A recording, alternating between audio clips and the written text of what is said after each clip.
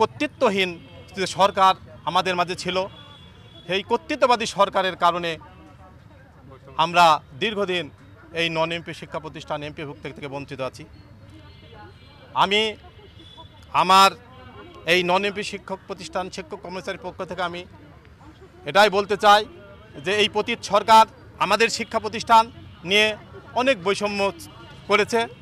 অনেক শিক্ষা প্রতিষ্ঠান এমপিভুক্ত হয়েছে রাজনৈতিক বিবেচনায়, নির্বাহী ক্ষমতার আদেশে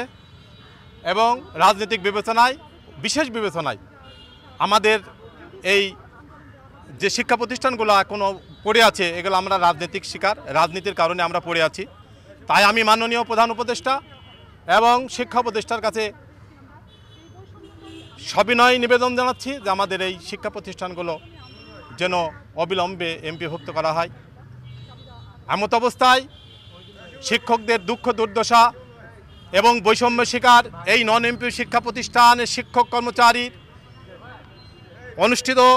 স্কুল কলেজ মাদ্রাসা কারিগরি এবং ডিগ্রি শাখার সমস্ত শিক্ষা প্রতিষ্ঠান একযোগে এমপিভুক্ত করার জন্য আমি শিক্ষাবান্ধব মাননীয় প্রধান উপদেষ্টা এবং শিক্ষা উপদেষ্টার কাছে বিনয়ের সাথে অনুরোধ করছি এবং প্রধান উপদেষ্টা ও মাননীয় শিক্ষা উপদেষ্টার কাছে আমার আকুল আবেদন যে আমরা দীর্ঘদিন ধরে আমরা পড়ে আছি, আমাদের এই দিক বিবেচনা করা হয়নি, আমরা রাজনৈতিক বিবেচনা আমাদের ফেলে রাখা হয়েছে। তাই এই সন্তানতুল্য সমন্বয়ক এবং বিশ্ববিদ্যালয়ের শিক্ষক এবং প্রধান উপদেষ্টা এবং শিক্ষা উপদেষ্টার কাছে আমার আকুল আবেদন অবিলম্বে আমাদের এই দিক বিবেচনা করে একযোগে সকল শিক্ষা প্রতিষ্ঠান স্বীকৃতিপ্রাপ্ত সকল প্রতিষ্ঠান এমপিভুক্ত করার জন্য আমি দাবি জানাচ্ছি। পরিশেষে একটা কথাই বলতে চাই যে এই দাবির মাধ্যমে যদি আমাদের এমপিভুক্ত না হয় তাহলে আমাদের একমাত্র রাজপথে নামা ছাড়া আমাদের উপায় থাকবে না।